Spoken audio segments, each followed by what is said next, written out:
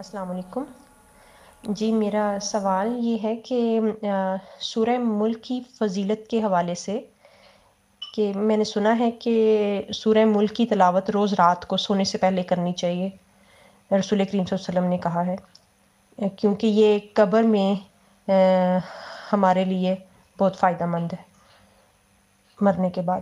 تو اس حوالے سے کس حد تک یہ بات ٹھیک ہے کہ یہ واقعی میں رات کو پڑھ کے سونے میں کوئی خاص اہمیت ہے اس کی؟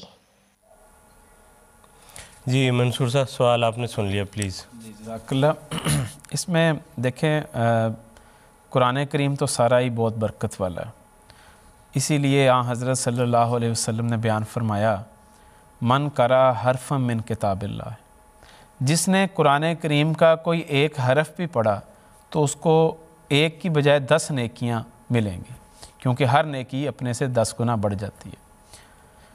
اور فرمایا کہ میں یہ نہیں کہتا کہ الف لام میم ایک حرف ہے، بلکہ الف بھی ایک حرف ہے، لام بھی ایک حرف ہے اور میم بھی ایک حرف ہے۔ تو گویا قرآن کریم کے ہر لفظ میں برکت ہے، ہر لفظ میں نیکی ہے، اور ہر لفظ میں 10 سے زیادہ 10 نیکیاں، اور اللہ تعالیٰ جس کے لیے چاہے اس سے بھی زیادہ بڑھا سکتا ہے۔ تو پہلے تو یہ بات کلیئر ہونی چاہیے کہ پورے کا پورا قرآن کریم اللہ تعالیٰ کی کتاب ہے، اور اللہ تعالیٰ نے اس کے ہر لفظ میں ہر حرف میں برکت رکھ دی ہے۔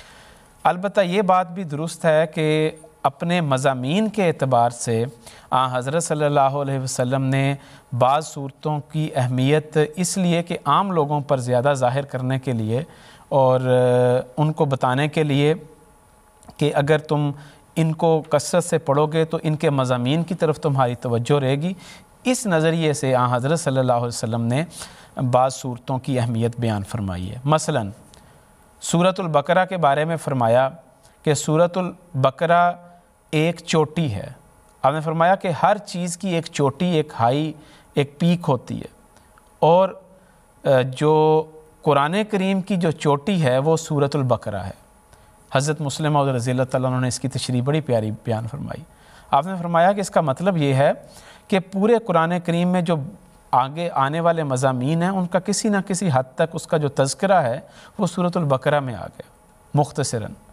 تو اس لحاظ سے اس کی جو ایک چوٹی کی کیفیت ہے وہ برقرار رہتی ہے، نئے سے نئے احکامات ہیں، بلکہ بعض لوگوں نے تو یہاں تک لکھا کہ 1000 کے قریب اس میں حکم ہے جو اس میں احکامات موجود ہیں، لیکن حضور فرمایا یہ ایک ذوقی سا نقطہ ان کا ہو سکتا ہے اور صوفیانہ سی بات ہے۔ اسی طرح حضرت صلی اللہ علیہ وسلم نے ایک صحابی کو یہ نصیحت فرمائی کہ سورۃ اخلاص قل هو اللہ احد، یہ سورت 1/3 حصہ قرآن کے برابر ہے۔ اگر تم نے سورۃ اخلاص پڑھ لی تو گویا قرآن کریم کا تیسرا حصہ تم نے پڑھ لیا۔ اب کیا اس سے ہم یہ سمجھنے لگ پڑے ہیں کہ گویا ہم 3 دفعہ قرآن کریم سورۃ اخلاص پڑھیں گے تو گویا قرآن کریم مکمل ہو گیا؟ ایسے تو ہرگز نہیں ہے۔ تو حضرت صلی اللہ علیہ وسلم نے سورۃ اخلاص کے مضامین کی طرف توجہ دلائی ہے اپنی امت کو۔ فرمایا کہ سورۃ اخلاص کا مضمون کیا ہے کہ قل هو اللہ احد، اللہ تعالیٰ ایک ہے، اللہ الصمد، اللہ تعالیٰ بے نیاز ہے۔ تو اور آگے پھر جو پورا مضمون چلتا ہے گویا توحید کا ایک مضمون ہے۔ تو اسی طرح سورۃ الملک کے حوالے سے بھی یہ ذکر ملتا ہے کہ حضرت صلی اللہ علیہ وسلم سونے سے پہلے سورۃ الملک کی تلاوت کر کے سویا کرتے تھے، اور سورۃ سجدہ بھی پڑھا کرتے تھے حضرت صلی اللہ علیہ وسلم، اور بھی دیگر دعاؤں کا بھی ذکر ملتا ہے، آیت الکرسی پڑھنے کا ذکر بھی ملتا ہے، معوذتین پڑھنے کا بھی ذکر ملتا ہے۔ تو اس طرح مختلف قسم کی روایات میں یہ ذکر بہرحال موجود ہے، اور ایک روایت میں تو یہاں تک ملتا ہے کہ عذاب قبر سے بھی بچاؤ کے لیے یہ جو صورت ہے کام آئے گی، اور اگر کوئی پڑھ کے سوتا ہے تو اللہ تعالیٰ اس کو محفوظ رکھے گا۔ یہ ایک الگ بحث ہے، لیکن اس میں اس کے مضامین کے حساب سے اللہ تعالیٰ نے ہمیں توجہ دلائی۔ اب دیکھیں سورۃ الملک کا مضمون کیا ہے۔ اللہ تعالیٰ فرماتا ہے کہ تبارک الذی بیدہ الملک وہو علی کل شیء قدیر۔ تو گویا کہ بسم اللہ کے بعد جو پہلی آیت ہے اس کی وہ یہ ہے کہ اللہ تعالیٰ بہت ہی ببرکت ہے، جس کے ہاتھ میں، جس کے دست قدرت میں پوری دنیا کی بادشاہت ہے، ملک، وہو علی کل شیء قدیر، اور وہ ہر ایک چیز پر قادر ہے۔ اور پھر اس میں آتا ہے کہ اللہ تعالیٰ نے آسمان اور زمین پیدا کیے، حل ترا فی خلق الرحمن من تفاوت ما ترا فی خلق الرحمن من تفاوت، کہ تو اللہ تعالیٰ کی تخلیق میں کوئی رخنا نہیں دیکھے گا، کوئی تضاد نہیں دیکھے گا۔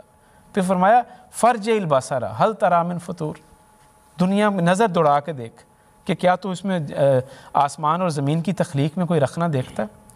تو یہ میسج دیا کہ اس کے مضامین کی طرف توجہ کرو سونے سے پہلے، اور ان کے مضامین کو اپنے اوپر اپنی زندگیوں کا حصہ بناؤ، اور صرف ایک خدا کی طرف، توحید کی طرف ہمارا جھکاؤ ہونا چاہیے۔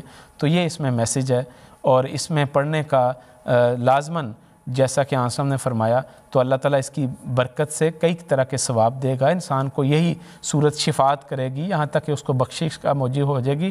گویا کہ قرآن کریم کے ایک حصے پر بھی عمل کیا جائے تو وہ حصہ جو ہے وہ انسان کو اللہ تعالیٰ سے ملاتا ہے اور انسان کی بخشش کا موجب بن جاتا ہے۔ جزاک اللہ منصور صاحب، بہت شکریہ۔